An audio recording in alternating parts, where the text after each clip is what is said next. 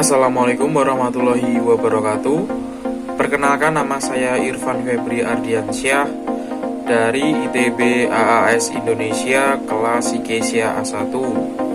Di sini saya akan menjelaskan Bank Syariah sebagai lembaga intermediasi.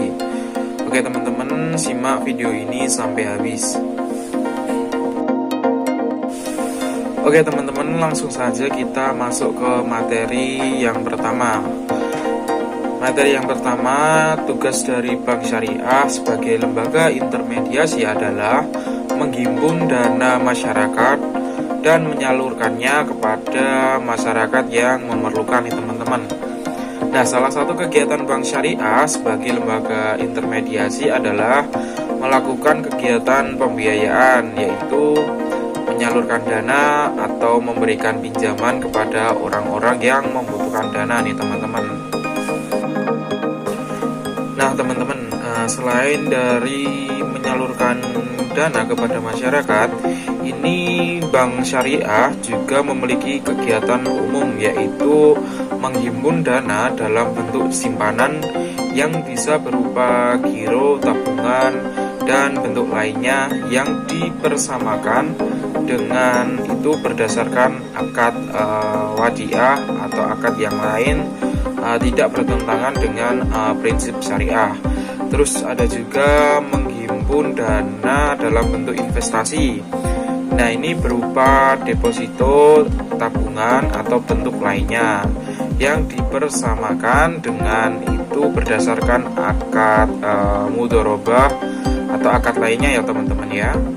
Terus ada juga menyalurkan pembiayaan bagi hasil nih teman-teman, berdasarkan akad mudharabah dan akad musyarakah. Terus ada juga menyalurkan pembiayaan jual beli berdasarkan akad murabahah, akad salam, dan akad istisna atau akad yang lainnya yang tidak bertentangan dengan prinsip syariah nih teman-teman. Oke, selanjutnya teman-teman, ada konsep operasional perbankan syariah. Yang pertama ada penghimpunan dana. Nah, penghimpunan dana pada bank syariah ini dapat berbentuk giro, tabungan, dan deposito ya teman-teman ya. Nah, prinsip operasional bank syariah yang diterapkan dalam penghimpunan dana masyarakat ini adalah prinsip wadiah dan mudharabah nih teman-teman. Nah, selain penghimpunan dana, ini ada juga penyaluran dana nih teman-teman. Nah, dalam menyalurkan dana pada nasabah, ini secara garis besar produk pembiayaan secara syariah ini terbagi ke dalam 4 kategori yang dibedakan berdasarkan tujuan penggunanya, yaitu yang pertama ini ada pembiayaan dengan prinsip jual beli. Terus yang kedua ada pembiayaan dengan prinsip sewa. Terus ada juga pembiayaan dengan prinsip bagi hasil. Dan yang terakhir ada pembiayaan dengan akad lengkap nih teman-teman. Oke teman-teman, di sini saya akan jelaskan satu persatu dari prinsip jual beli ya teman-teman ya. Nah, transaksi jual beli ini dapat dibedakan berdasarkan bentuk pembayarannya dan waktu penyerahan barangnya, yakni sebagai berikut ya teman-teman ya. Yang pertama ini ada pembiayaan murabahah atau lebih dikenal sebagai murabahah saja ya teman-teman ya. Ini murabahah ini berasal dari kata ribu atau yang artinya ini keuntungan, adalah transaksi jual beli di mana bank menyebutkan jumlah keuntungannya. Nah, selain pembiayaan murabahah, ini ada pembiayaan salam nih teman-teman. Nah, pembiayaan salam ini adalah transaksi jual beli di mana barang yang diperjualbelikan ini belum ada. Nah, oleh karena itu barang diserahkan secara tangguh, sementara ini pembayaran dilakukan secara tunai nih teman-teman.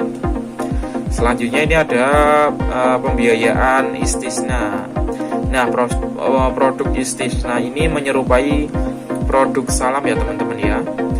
Tetapi ini dalam istisna pembayarannya ini dapat dilakukan oleh bank dalam beberapa kali pembayaran ya teman-teman ya. Nah, selain prinsip jual beli, ini ada juga prinsip sewa atau ijaroh, atau jaroh. Nah, transaksi ijaroh ini dilandasi dengan adanya perpindahan manfaat. Jadi pada dasarnya prinsip ijaroh sama saja dengan prinsip jual beli, tapi perbedaannya terletak pada objek transaksinya ya teman-teman ya. Nah, bila pada jual beli objek transaksinya itu adalah barang, nah pada ijaroh ini objeknya ini transaksinya berupa jasa ya teman-teman ya. Nah, selanjutnya ada prinsip bagi hasil atau syirkah ya teman-teman ya. Nah, produk pembiayaan syirkah atau bagi hasil ini yang didasarkan pada prinsip-prinsip bagi hasil ini adalah sebagai berikut. Yang pertama ini pembiayaan musyarakah. Ini bentuk usaha yang melibatkan dua pihak atau lebih, di mana mereka ini secara bersama-sama memadukan seluruh bentuk sumber daya baik yang berwujud maupun tidak berwujud ya teman-teman ya. Selanjutnya ada pembiayaan mudharabah. Nah, ini pembiayaan mudharabah ini adalah bentuk kerjasama antara dua orang atau lebih. Ini dimana pemilik modal dan pengelola ini berjanji untuk mengembangkan usahanya, dimana ini pemilik modal ini berkontribusi secara penuh 100% memegang ataupun bertanggung jawab atas modal. Sedangkan untuk yang pengelola ini hanya mengurusi usahanya saja ya teman-teman ya.